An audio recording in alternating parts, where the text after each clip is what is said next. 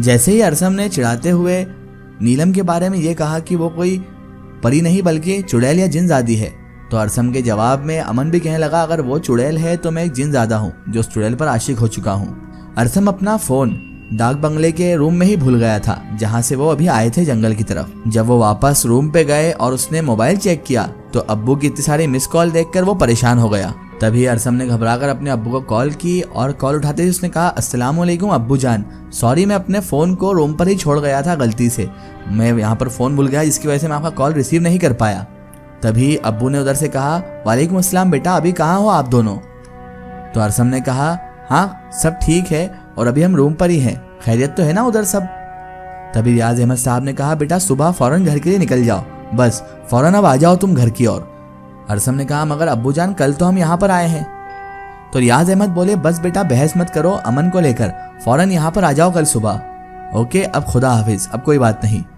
अरसम ने भी कहा ठीक है अब्बू जैसा आपका हुक्म, हम आ जाते हैं, हम सुबह ही घर के लिए रवाना हो जाएंगे। उसके बाद रात का वो तीसरा सा पहर था। अमन को अपने बदन पर वजन सा महसूस होने लगा। उसने लाइट ऑन कर अपने आसपास देखा तो उसके बेड पर बराबरी में वही काली बिल्ली लेटी हुई थी। अमान को बड़ी हैरत हुई तो वो खुद से ही कलामी करने लगा और कहने लगा कि यार मैंने तो सारी खिड़कियां सोने से पहले बंद कर दी थी और मैंने दरवाजा भी लॉक किया था, फिर ये बिल्ली कहाँ से आ टपकी? और तुम तो ऐसे लेटी हो ए बिल्ली जैसे तुम बहुत बड़ी नवाब हो, चलो अब भाग जाओ यहाँ से और मुझे सोने दो यहाँ पर। अमन की बात सुनकर काली बिल्ली उठी और विंडो की तरफ वो जैसे ही गई तो खिड़की अपने आप ही खुल गई और फिर अमन को एक हैरत का झटका लगा कि खिड़की अपने आप कैसे खुल गई। खिड़की लगते ही जैसे ही वो खिड़की के पास गया तो उसने देखा गार्डन में नीलम झूला झूल रही थी। अमन को बड़ी हैरत हुई कि रात को 3 बजे के वक्त नीलम घने दरख्तों के बीच लगे हुए झूले में गार्डन में झूल रही है।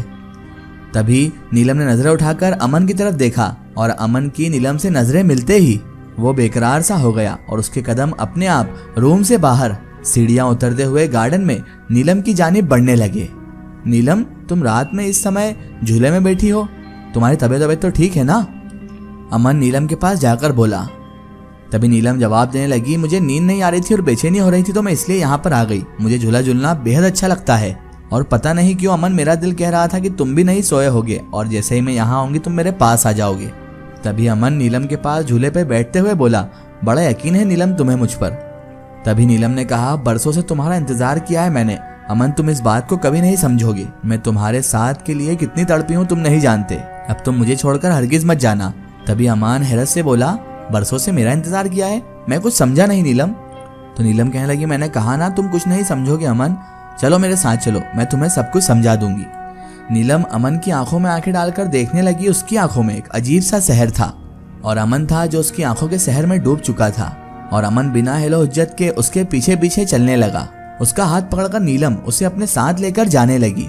वो उसे चलाते चलाते बीच जंगल में ले गई जहाँ पर मालिक दायरा बनाकर बैठा हुआ कुछ मंत्र पढ़ रहा था। हवन की आग सुलगाया जा रहा था कुछ मंत्र पढ़ते पढ़ते। तभी उसने नीलम को दायरे के बाहर अमन का हाथ पकड़े हुए देखकर कुछ पढ़कर वो बोला नीलम अमन को दायरे के अंदर ले आओ और हवन के सामने बैठ जाओ। उस मालिक की बात को सुनकर नीलम दायरे के अंदर अमन को लेकर बैठ गई। मालिक ने अब जोर जोर से मंत्र पढ़ना शुरू कर दिए। हवन की आग में घी डाल डालकर उसे सुलगाया जा रहा था और अमन इधर अपने होश से बेगाना दायरे में बैठा हुआ था और इधर मंत्रों का सिलसिला भी जारी था। अभी रियाज अहमद इधर अपनी रात भर की इबादत मसरूफ रहने के बाद थोड़ी देर के लिए सोए ही थे कि अचानक तीसरे पहर उनकी भी आंख खुली। उन्होंने ख्वाब में अमन को आग के घेरे में पाया और फिर उन्होंने ख्वाब में देखा कि वो आग के घेरे से निकलने की कोशिशें कर रहा है मगर वो निकल नहीं पा रहा। रियाज अहमद ख्वाब से बेदार होते ही अपना मोबाइल उठाकर रूम से बाहर आ गए ताकि राबिया बेगम की नींद खराब ना हो। तभी वो अरसम को कॉल करके बोली अरसम बेटा जल्दी से उठ जाओ और अमन के पास जाकर देखो वो क्या कर रहा है। अरसम ने जैसे ही वो कॉल रिसीव की और फिर अमन के रूम में जाकर उनकी परेशानियों को भांपते हुए बोला क्या हुआ अब्बू जान, आप इतने परेशान क्यों हैं और आप रात की इस पहर कॉल करके अमन का क्यों पूछ रहे हैं? तो रियाज अहमद साहब ने बोला तुमसे जो कह रहा हूँ वो करो अरसम, अभी इस वक्त अमन के कमरे में जाओ और मेरी उससे बात करवाओ अभी के अभी। जी अब्बू जान मैं अभी जाता हूँ, आप कॉल पर रहें। अरसम जैसे ही उसके बाद अमान के रूम में पहुंचा उसके रूम का गेट उसने खुला हुआ देखा तो वो घबरा गया और फिर अरसम ने जब अंदर जाकर देखा तो अमान अंदर नहीं था। उसने मोबाइल कान पर लगाते हुए कहा अब्बू जान अमान के रूम का गेट भी खुला हुआ है और वो रूम में मौजूद भी नहीं है। अरसम की बात सुनकर पेशानी पर हाथ रखकर रियाज अहमद बोले, वही हुआ जिस बात का मुझे डर था। तभी उन्होंने कहा, अरसम सच सच बताओ, तुम लोग हंसा का बोलकर हमें कहाँ गए हो? तभी अरसम शर्मिंदा होते हुए बोला, आई एम सॉरी अब्बूजान, मुझे पता नहीं था। ये बिना बोले अमन मुझे यहाँ पर लेकर आया है। ये जगह उसने नेट पर सर्च की थी। काले जंगलात के नाम की कोई जगह है ये, शहरी आबादी से बहुत दूर, और यहाँ सिर्फ पूरे जंगल में एक ही डाक बंगला मौजूद है। हम यहीं पर आए हुए हैं अब्बू, और इसकी बुकिंग भी अमान ने ही किसी तरह करवाई थी। बाखुदा अब्बूजान, मुझे तो इस बात का जरा भी इल्म नहीं है। तभी रियाज अहमद साहब बोले, ऐ मेरे खुदा, ये क्या कर दिया इन दोनों बच्चों ने? बेवकूफ लड़के, अगर अमन ने तुम्हारे साथ जबरदस्ती की, तुम्हें धोखा दिया था, तो तुमने उसका साथ क्यों दिया और ऐसी बेवकूफी क्यों की वहां जाने की? उससे तुम वापस चलने का नहीं बोल सकते थे, या फिर मुझे पूरी बात बता देते। ये क्या कर दिया तुम दोनों ने? तभी अरसम बोला, अब्बूजान आखिर बात क्या है? आप इतने परेशान क्यों हैं? मुझे तो कुछ बताएं। रियाज अहमद साहब बोले, अभी कुछ बताने का वक्त नहीं है, तुम फटाफट अपनी कार लेकर जंगल में जाओ।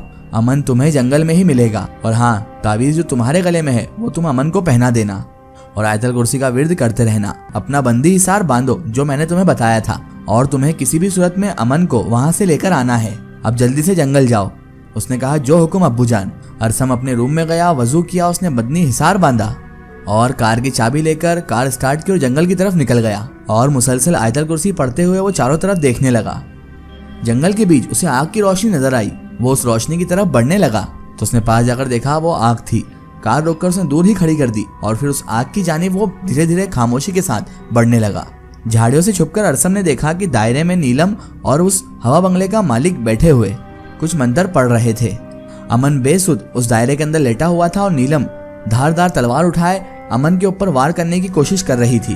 अरसम भागता हुआ दायरे के अंदर दाखिल हो गया, और उसने नीलम का हाथ पकड़कर उसे रोक दिया, और मालिक ने जोर जोर से मंत्र पढ़ना शुरू कर दिए। नीलम क्योंकि एक हसीनो जमील लड़की के रूप में थी, जैसे ही अरसम ने उसे हाथ लगाया तो वो निहायत बदसूरत जिनजादे की शक्ल इख्तियार करने लगी। बाल उसके अपने आप खुलकर बिखर गए और चेहरा और खौफनाक तर होता चला गया। अरसम खौफजदा हो गया और उसने तेज आयतल कुर्सी पढ़ने की रफ्तार बढ़ा दी, और दूसरे हाथ से अपना तावीज उसने अमन के गले में डाल दिया। जैसे ही तावीज उसने अमन के गले में डाला तो नीलम और मालिक दोनों ही अचानक वहां से गायब हो गए। अरसम मजीद खौफजदा हो गया, और उसके बाद हवन की आग भी अपने आप ही बुझ गई। तभी अरसम ने खुद को संभाला और जल्दी जल्दी अमन को उठाया। वो नीम मदहोशी में था, तो उसने उसे सहारा देकर कार की पिछली सीट पर लिटा दिया, और कार ड्राइव करके फुल स्पीड से जंगल से निकल गया। और उस जंगल से निकलने में वो कामयाब भी हो गया और घर पहुंच गया।